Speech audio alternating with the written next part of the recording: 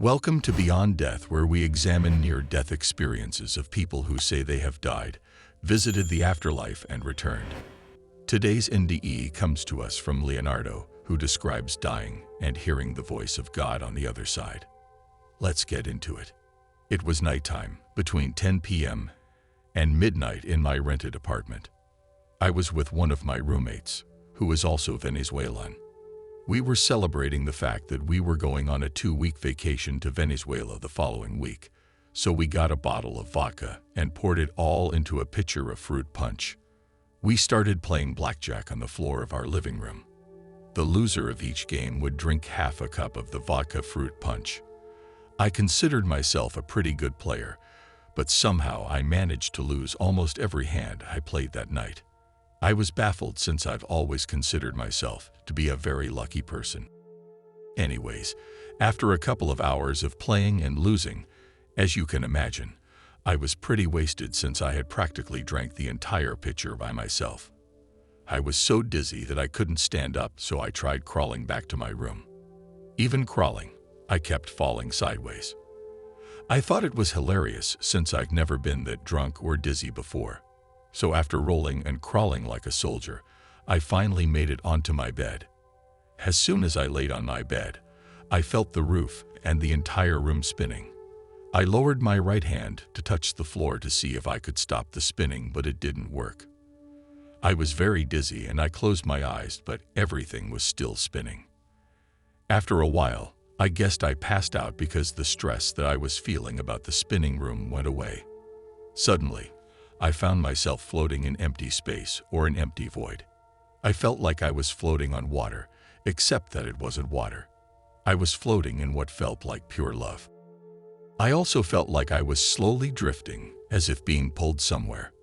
The feeling of pure love that I felt surrounded with was amazing. It was nothing like any love I've ever experienced since. I don't think that kind of love is available in our physical body and reality because it's very hard to describe. In my experience, it is indescribable. But since then, I realize why people don't come or don't want to come back from physical death. Anyways, I was floating in that wonderful bliss in the middle of nothingness when suddenly I felt something hit me on the back. It felt like being hit by a tennis ball. Then I felt like I was being pelted by these light balls from all directions, as in the Atari game, Asteroids.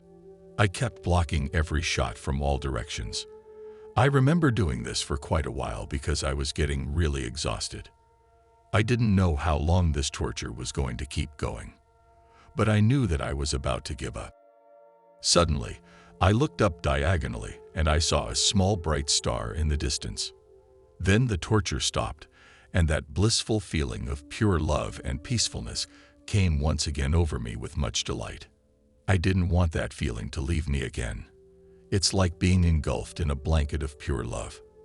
I saw the star approaching. I was intrigued, and I tried to focus on it since I could see like there was someone in the middle of it. As the star was getting closer, I did notice someone. But it was strange because this person was wearing the same clothes that I was. The star stopped about 20 yards from me, and I could see a small version of myself from within that star. I frowned because I was confused. I asked, "Who are you?" Seconds later, the being whom I thought was a small version of myself replied with a very stern, strong fatherly/godly echoing voice, just like you would imagine God's voice sounding like. This really shook me down to the essence of my core.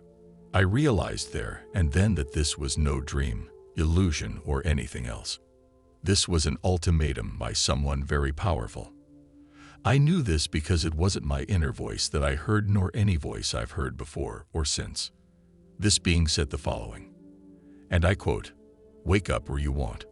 I knew this was an option that he was giving me. I remember thinking that I wasn't ready to die.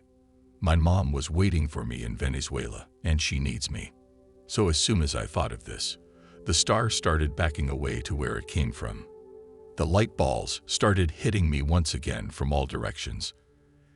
At that moment, I started freaking out because I realized that if I didn't wake up soon, I was as good as dead. I remember trying to open my eyes and feeling them trying to open, but they felt like they were glued shut. I was in full panic mode at that moment, and I tried with all my might until I suddenly snapped my eyes open and sat up on my bed. My heart was beating fast and my entire body was shaking. I couldn't stop the shaking. I took a couple of deep breaths to see if I could slow down the shaking, but it got worse.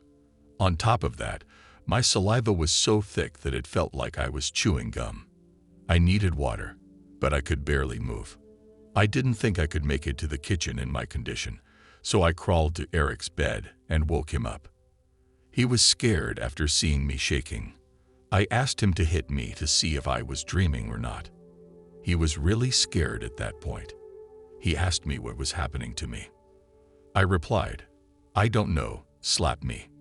He did, and I knew I wasn't dreaming. I told Eric to bring me water because I was having a hard time swallowing and breathing. He brought me water, milk, and juice. No matter how much I drank, it felt like I was drinking air. I felt like my time was up, so I told Eric to dial 911. He was reluctant because his English wasn't good enough. I told him to call and just say ambulance, and that's it. He called and then hung up. 911 called back and he said, "Ambulance." Minutes later, the ambulance came and they checked my pulse and said that I had low pulse. They pulled me up and I felt very nauseous. I told them to take me to the bathroom because I felt like vomiting. I vomited all the vodka fruit punch that was in my system, and then my body stopped shaking. My pulse became normal and I felt much better. I had no insurance, so I decided not to go in the ambulance. I signed a release form and off they went. It was around 3 a.m. and I was now lying thoughtfully on the living room couch. I was tired, but I didn't want to go to sleep because I was still thinking about the warning. I was scared that if I went to sleep that I wouldn't wake up again. I resisted my sleep as much as I could until I saw the sun brightening outside. Then I gave up from exhaustion and slept like a baby.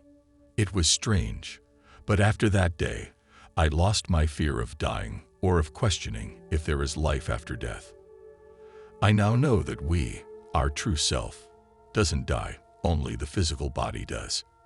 I understood why we don't want to come back once we feel that amazing love, but I felt it wasn't my time yet.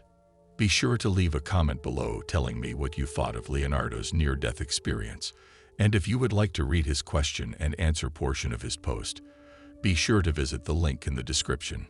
Thank you for watching, and if you enjoy NDE content, be sure to tap that subscribe button. As always, stay blessed.